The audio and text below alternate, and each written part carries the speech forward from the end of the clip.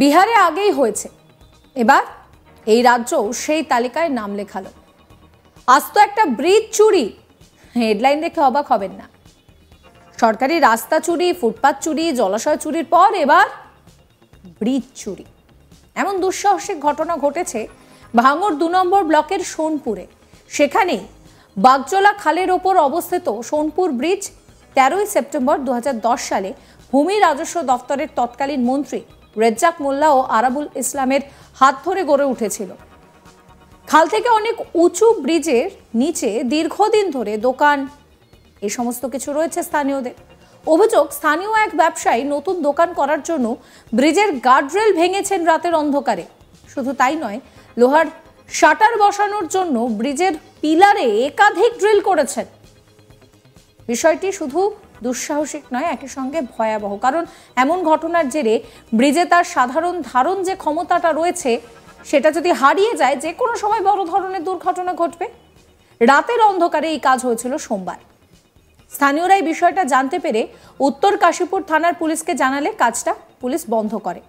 স্থানীয় প্রশাসন এবং শাসক দলের অজ্ঞাতসারে কিভাবে এই কাজ চলছিল প্রশ্ন তুলছে বিরোধী শিবির।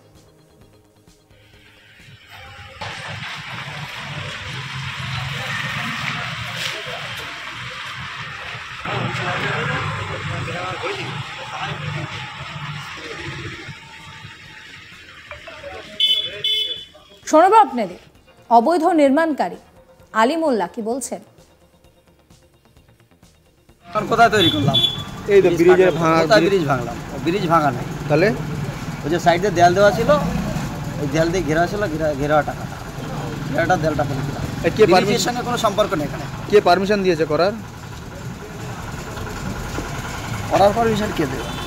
ব্রিজের তলায় ব্রিজেরই দেয়াল ভেঙে আপনি দোকান করছেন। না না, ব্রিজের তলায় ব্রিজের দোকান ভুল বললে হবে না। ব্রিজের তলায় ভুল বললে হবে না। ব্রিজের নিচে ঠিক আছে, ব্রিজের সঙ্গে কোনো সম্পর্ক নেই। জানা সম্পর্ক নেই? না, কোনো সম্পর্ক নেই।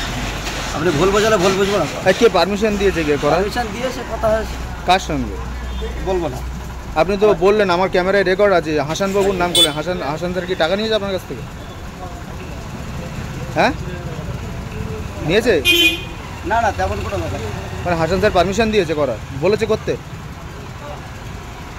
করতে বলেছে। স্থানীয় বাসিন্দা তোতা মোল্লা কি বলছেন শুনুন।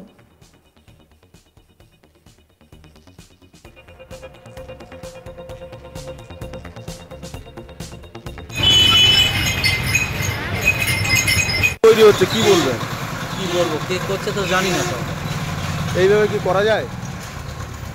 সেটা আপনারাই দেখুন করা যায় কিনা। যে কোনো সময় তো দুর্ঘটনা ঘটতে পারে। এটা বড় পুলিশ প্রশাসন বুঝবে, এলাকার নেতৃত্ব বুঝবে। পার্টিটা জানে কোন পার্টিরা? পার্টি হলো শাসক দলে, তারা সব জানে, নিশ্চয়ই জানে। বিজেপি নেতা সুনীপ দাসের কথা শুনুন আপনারাও। দোকানদার তৈরি হচ্ছে, একজন সাধারণ দোকানদার, তার কোনোদিনই কোনো হিম্মত হবে না যেরকম একটা অনৈতিক কাজ করা। এর পিছনে তৃণমূলের নেতার যোগ আছে। ভালো করে তদন্ত করে দেখুক, এই দোকানদারের পিছনে তৃণমূলের তাবৎ নেতা আছে, তারা কাটমানি খেয়ে এটা পারমিশন দিয়েছে। তৃণমূল এত বড় নির্লজ্জ, তাদের একটা টাকা খাওয়ার জন্য আক্কেল নেই যে ব্রিজটা ভেঙে পড়লে কিছু লোকের মানুষের প্রাণও যেতে পারে। তাদের তৃণমূলে কিন্তু এসে যায় না, কারণ ব্রিজ ভাঙলে আবার নতুন ব্রিজ হবে, সেখানে আবার কাটমানি খাওয়া যাবে। নির্লজ্জ তৃণমূল, নির্লজ্জ প্রশাসন, এক্ষুনি এদেরকে গ্রেপ্তার করে জেলের পিছনে ঢোকানো উচিত। অন্যদিকে আইএসএফ নেতা রাইনুর হক কি বলছেন শোনাবো। আমরা খবর পেলাম ভাঙড়ের ২ নম্বর ব্লকের অন্তর্গত বাগজোলা খালের সোনপুর ব্রিজ একটি আছে, কিছু কম বেশি হাফ কিলোমিটার ব্রিজটি। ব্রিজের নিচের অংশে অনেকেই অবৈধভাবে দোকান করে রেখেছে, আর কিছু অংশ পড়েছিল। শুনছি বা দেখছি এক ব্যবসায়ী ওই ব্রিজের নিচেই ফের নতুন করে দোকান নির্মাণ করছে। ওই ব্রিজের যে কলম পিলিয়ার, সেই পিলিয়ারগুলো ডিল করে ভেঙে নতুন দোকান করার কাজ শুরু করেছে।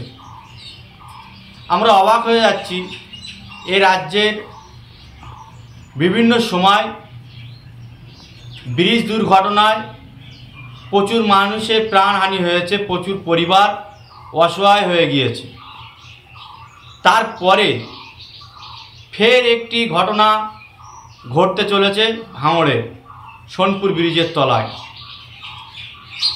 ওই ব্রিজ দিয়ে প্রতিনিয়ত হাজার হাজার মানুষ, হাজার হাজার গাড়ি চলাচল করে। আমরা মনে করছি এর সঙ্গে স্থানীয় তৃণমূল নেতা এবং প্রশাসনের মোটা অঙ্কের টাকার বিনিময় এই কাজ হচ্ছে বলে আমরা মনে করছি। আমরা অবিলম্বে স্থানীয় প্রশাসনের কাছে অনুরোধ করব এর পূর্ণ তদন্ত করে এই কাজটি যেন বন্ধ করা হয়, কারণ প্রচুর মানুষ ওই ব্রিজের ওপর দিয়ে প্রতিনিয়ত যাওয়া আসা করে, প্রচুর গাড়ি ঘোড়া চলে।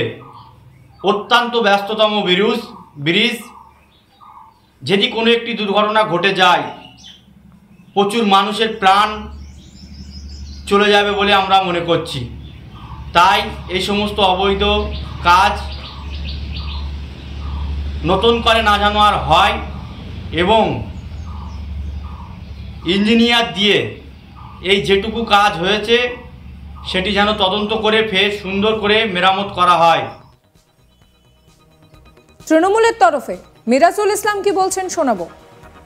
দেখুন, বিরোধীদের তো কাজই মানে শাসক দলের যারা আছে তাদের উপরে অভিযোগ করা, এই ছাড়া তো বিরোধীরা কিছুই করছে না। কাজের নামে 8 নম্বর, কিন্তু অভিযোগ করার নিরিখে বিরোধীরা 1 নম্বর।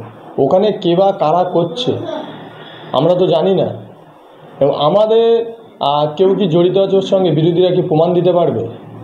বিরোধী যে বা যারা বলছে তারা এসে বলুক, প্রমাণ করুক যে এখানে শাসক দলের কোনো নেতা বা কর্মী কেউ জড়িত আছে। ওখানে কোনো নেতা কর্মী কেউই জড়িত নেই, আমি এটা হলফ করে বলতে পারি।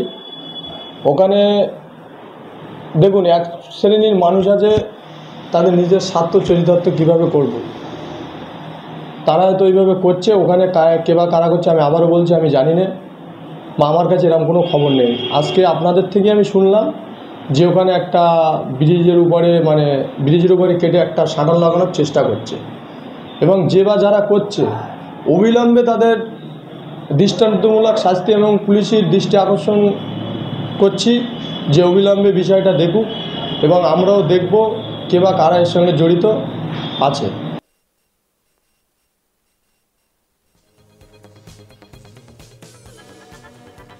এই ভিডিও সম্পর্কে আপনাদের মতামত জানাবেন কমেন্ট সেকশনে। সমস্ত খবরের আপডেটের জন্য আজ তাক বাংলার ইউটিউব চ্যানেলকে সাবস্ক্রাইব করবেন। আমরা হোয়াটসঅ্যাপেও রয়েছি, ফলো করবেন আজ তাক বাংলার হোয়াটসঅ্যাপ চ্যানেলও।